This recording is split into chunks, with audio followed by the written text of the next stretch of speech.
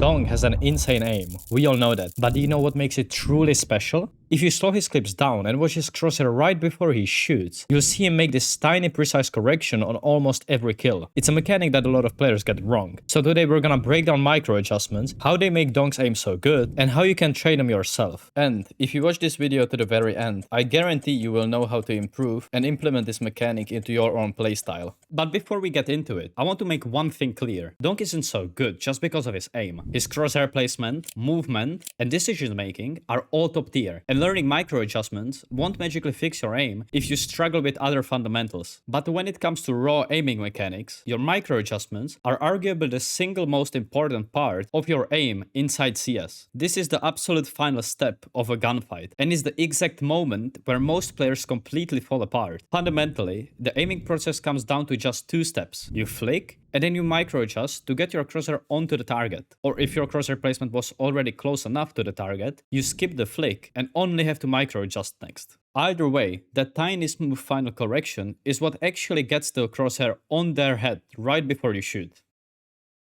Players fail at this for a few specific reasons, so I'm gonna go over the most common ones. The first one is trying to execute the entire motion only using their arm. Your arm handles the wide movements well, but it is not great at making small, precise corrections. Proper technique requires you to use all of your hand, which is your arm, wrist, and even fingers. When you flick to an enemy, your arm covers the main distance, and the moment your crosshair gets close to the target, you should transfer to using your wrist and fingertips to perform the micro adjustments. The second reason is tension. I repeat this quite a lot in my videos, but there's a good reason for it. Because if you try to micro with your fingers or wrist tensed up, it's gonna end up looking like this.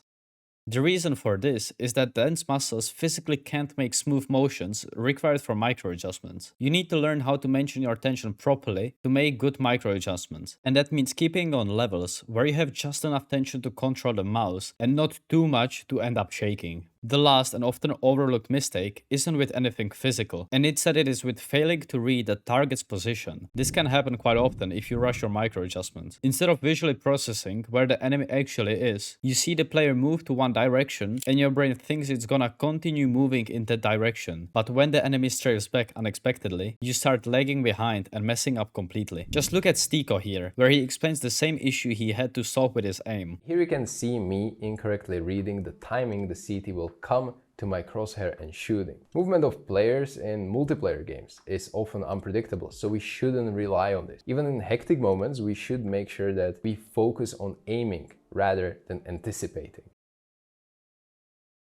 Movement is the other half of this equation. In CS, your aim and movement need to be connected. Movement can make your micros way easier or almost impossible to do, because a lot of players make aiming harder for themselves just by how they move. If you strafe too much during a fight and try to micro adjust at the same time as these strafes are happening, you're gonna make it almost impossible for yourself to do them correctly. And there's a second massive trap here. Usually at longer distances, some players tend to rely entirely on their keyboard to aim, instead of actually aiming using their mouse. They move left and right, trying to adjust to the target. While this can work in some scenarios, it's important to always actively try to aim with your mouse. Good movement keeps things efficient and helps your aiming. Donk is a master at this exact sequence. If you watch his clips here, his peaks are tight, making the correction easy. The moment he sees the enemy, he's already making the correction, and as soon as he stops, he's fully ready to shoot. There's also a possibility you've noticed that Donk doesn't hold his mouse like most people do. Just look at it. He holds his mouse with his palm sitting much higher on the shell than you usually would. And if you don't know what the difference that makes, because the hand sits that high, the sensor ends up way closer to his wrist. That means the sensor sits closer to his pivot point, so it reduces how much his wrist movements actually move the crosshair inside the game. So even if you have the same exact sensitivity, your quote-unquote wrist sensitivity would be slower or faster depending on how close the sensor is to your wrist. This makes it way easier for Donk to control such high sensitivity because it helps with his stability just that small tiny bit. And that added stability is what nicely complements his game style and helps with his micro adjustments. But I have to stress that copying his grip is most likely a terrible idea for most people. Most of the times you should simply put your hand on your mouse without much thinking, and the way you put your hands on the mouse is your grip right there. The only exception would be if it's uncomfortable or painful. In that way, it's smarter to find such grip grip that will fix that for you. I just wanted to point this out because I think that it's an interesting thing that he does. I've also noticed that I hold my mouse a little bit sideways, as you can see, and for most of the time I just thought that I'm a bit weird, but I never realized that it's most likely that it also helps me make straight lines when I'm aiming. And how do you hold your mouse? Let me know in the comments. I'm quite curious on what other people come up with.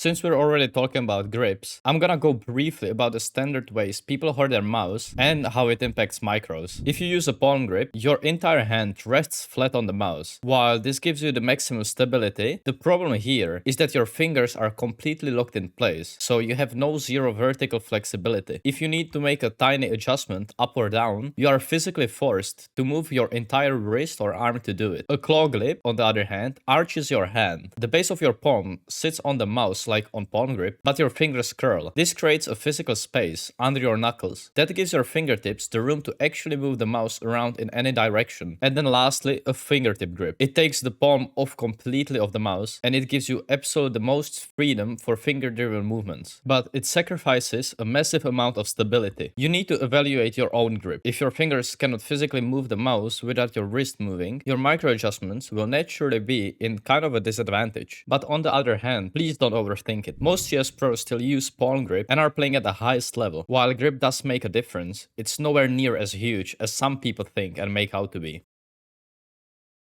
And to see how all of this looks in game, I've picked 3 specific clips that show exactly what makes Donk so consistent. Look at this first clip. Now I know I've shown you this one before, but it's a perfect example of what I want to show you. At full speed, it's quite hard to spot, honestly. But when you slow it down, you can see the exact 2-step motion we talked about. He spots the enemy and flicks to him using his arm, but his flick wasn't perfect. So he needs to perform the second step, which is the micro correction. I wanted to show you this one, so you know that pros also do this. And for the second clip, it perfectly shows what I meant earlier about tension. Donk is in a completely chaotic situation here, with multiple enemies coming to him on sight. First, he fights 2 guys coming out of jungle. This situation is hard to keep low tension in, because he peeks and immediately sees both of them, and that's usually all you need to be kind of scared of dying, because that subconsciously increases the tension. But Donk keeps his cool and absolutely annihilates them. And then the crazier part of this clip is where he has to kill one guy on firebox while another guy is shooting him from stairs. Then flick and keep such low tension that he can cleanly adjust to him as he peeks again. This right here is insanely hard to do, and you don't even know how impressive this is. So watching these in slow motion proves his aim is exactly what we talked about and executed it perfectly under pressure. By the way, I spent countless hours analyzing these mechanics, so you don't have to. So if this video is already helping you even a little bit, please hit that subscribe button. It helps a lot. So now that we have my begging out of the way, let's look at the correct technique.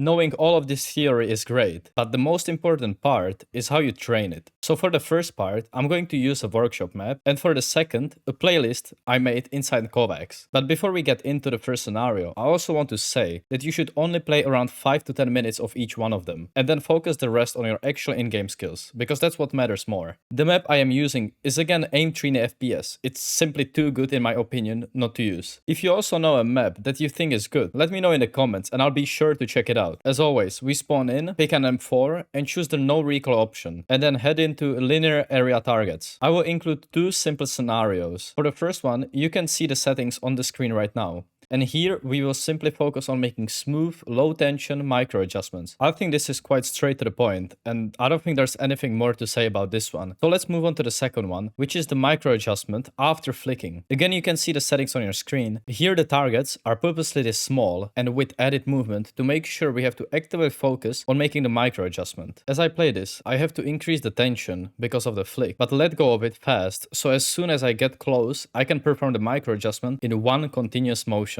And for the second part of the training, we're jumping into Kovaaks. And I'm sorry that I don't include aimlabs playlists, but I'm a little lost there in the scenario names. But anyways, I made a custom playlist for micro adjustments, and you can find the shortcut in the description. Just like in the workshop map, stick to playing it for 5 to 10 minutes of each scenario. The first scenario in the playlist is strictly for micros. The targets are small and spawn very close to each other. Because the distance is so short, you won't be using your arm here almost at all. So your only goal is to keep your tension low, keep the accuracy accuracy high at around 95% and use your fingers and wrist to adjust between the targets. If your crosshair is shaking or you start feeling a bit uncomfortable, you are too tense. So make sure to think about that. And the final scenario is focused on micro tracking. This trains the exact issue we talked about in chapter 2 with failing to read target's position. Instead of just clicking dots, you have to track tiny movements. When the bot changes direction, do not panic and do not predict where it's going to go. Force yourself to process where it's going and smoothly adjust accordingly. And this is it for today's part on aiming in CS2. If this breakdown helped you out, subscribe so you don't miss the next one. And if you want to know more on how to fix the first step of this mechanic and fix your flicking, click the video you see on your screen right now. Thanks for watching.